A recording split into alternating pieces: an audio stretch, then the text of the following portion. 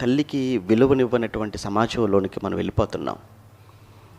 కన్నటువంటి వారిని చూడనివాడు, కన్నవారి పట్లనే ప్రేమను చూపించలేనివాడు, కన్నవారి పట్ల కృతజ్ఞత లేనివాడు ఇంక ఎవరి పట్ల ప్రేమ చూపిస్తాడో, ఎవరి పట్ల కృతజ్ఞత కలిగి ఉంటాడో మీరు అనుకుంటున్నారు చెప్పండి? కళ్ళ ముందు కనబడుతున్న వారిని ప్రేమించని వాడు దేవుణ్ణి ఎలా ప్రేమిస్తాడో అన్నట్టు, జన్మనిచ్చి నీకోసం రక్తం చిందించి తన రక్తాన్ని పాలుగా మార్చి గోరుముద్దలు తినిపించి ఎత్తుకొని ముద్దు చేసి తన జీవితం అంతా కూడా నీకోసం దారపోసి త్యాగం చేసి పెంచి పెద్ద చేసిన ఒక తల్లికి చివరికి నువ్వు ఇచ్చే గౌరవం అది లేదు. అందుకే మాట్లాడండి, చచ్చిపోయిన తర్వాత కాదు. చచ్చిపోయిన తర్వాత మీరు మాట్లాడితే వాళ్ళు మాట్లాడాలి కదా. చాలామంది పిల్లలు తల్లుతో మాట్లాడని పిల్లలు ఉన్నారు చాలామంది. రోజు తండ్రులతో మాట్లాడరు, తల్లిదండ్రులతో ఇంకెప్పుడు మాట్లాడతారు? మరి బ్రతుకున్నప్పుడు మాట్లాడని మీరు చచ్చిపోయిన తర్వాత మాట్లాడదాం అనుకుంటే వాళ్ళు ఎక్కడుంటారో మాట్లాడడానికి? కనుక తల్లితోనైనా తండ్రితోనైనా మీ ప్రేమనైనా మీ భావాలైనా ఏవైనా మీరు పంచుకోవాలి అనుకుంటే బ్రతుకున్నప్పుడే. చచ్చిపోయిన తర్వాత శవం మీద పడిపోయి శవం దగ్గరికి వెళ్ళిపోయి నానా మాట్లాడమనంటే ఏం మాట్లాడతాడు అప్పుడు? నానా లే అంటే ఏం లేస్తాడు అప్పుడు? ఒక్కసారి మాట్లాడు నాన్న అంటాడు, ఎలా మాట్లాడతాడు? బ్రతుకున్నప్పుడు పిలుస్తుంటే పట్టించుకోకుండా పక్క నుంచి వెళ్ళిపోయావే, ఫోన్ చేస్తే బిజీ అని అన్నావే, ఒక్కసారి వచ్చిపోరంటే నాకు కుదరదన్నావే, రారా చూడాలని ఉందనంటే నేను చాలా టైట్గా ఉంది నా షెడ్యూల్ అని మాట్లాడావే. ఇప్పుడు చచ్చిపోయి శవంగా మారిపోయిన తర్వాత నువ్వు వెళితే ఎక్కడున్నాడు నాన్న మాట్లాడడానికి? ఎక్కడున్నాడు నాన్న నిన్ను పలకరించడానికి? విలువలు బ్రతుకున్నప్పుడే తెలుసుకోండి. చచ్చిపోయిన తర్వాత ఎంత బాధపడ్డా, ఎంత మిస్ అయిపోయాం. చచ్చిపోయిన తర్వాత I miss you miss you miss you అని ఓ స్టేటస్లో పెట్టేస్తుంటారు. ఎందుకు ఆ పనికి మాలిన స్టేటస్లో మిస్ యూ అని? చచ్చిపోయిన తర్వాత అంతా మిస్ అయిపోతారు, అది తెలుసు. వారు బ్రతుకున్నప్పుడు ఏం చేసావని, బ్రతుకున్నప్పుడు కూడా మిస్ చేసుకుంటూ తిరిగేసావు కదా. చచ్చిపోయిన తర్వాత ఎలాగో మిస్ అయిపోయాడు.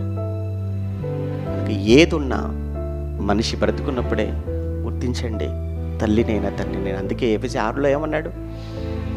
ఎఫెసీ పత్రిక 6:2 చదువుకున్నారు కదా, పిల్లలారా అని చెప్తున్నాడు కదా ఆయన. ఎఫెసీ పత్రిక 6:2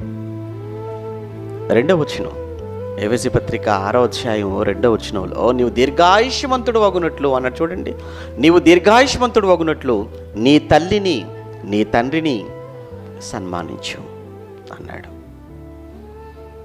సన్మానించండి, గౌరవించండి. ఒక్కరోజుకు పరిమితం చేయకండి, కేవలం ఒక్కరోజుకు పరిమితం చేయకండి. ఈరోజు మనం మన తల్లిని మన తండ్రిని మనం ఎంత గౌరవిస్తున్నామో, ఎంత ప్రేమిస్తున్నామో, ఎంతగా వాళ్ళ పట్ల మన ఆప్యాయతను కనపరుస్తున్నామో ఇది రేపు మన పిల్లలు మన పట్ల చూపిస్తారు. మర్చిపోకండి.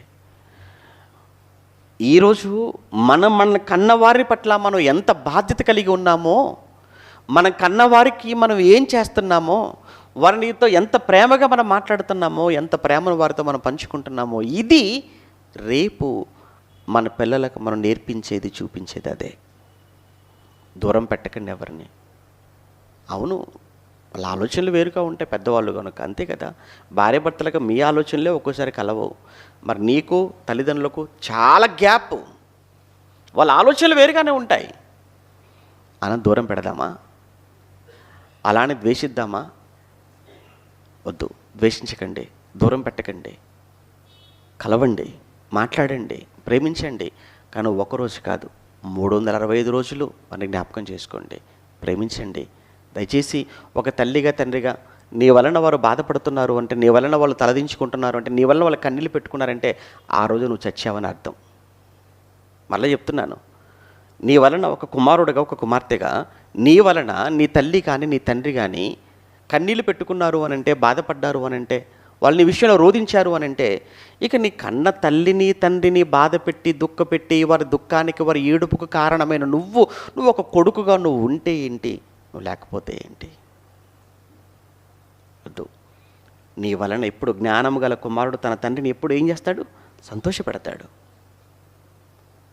కానీ నీ వలన నా వలన మనల్ని కన్నవారు ఎప్పుడు కూడా కంటతడి పెట్టుకోకూడదు. ఎప్పుడు కూడా మన వలన వాళ్ళు ఆనందంగా ఉండాలి, సంతోషంగా ఉండాలి. వాళ్ళ మొహంలో ఎప్పుడు మన గురించి ఆ చిరునవ్వు, మన గురించి మాట్లాడుతున్నప్పుడల్లా వాళ్ళు గర్వంగా తల ఎత్తుకోవాలి తప్ప వాళ్ళు తలదించుకునే ఏ పని దయచేసి ఎప్పుడు చేయకండి.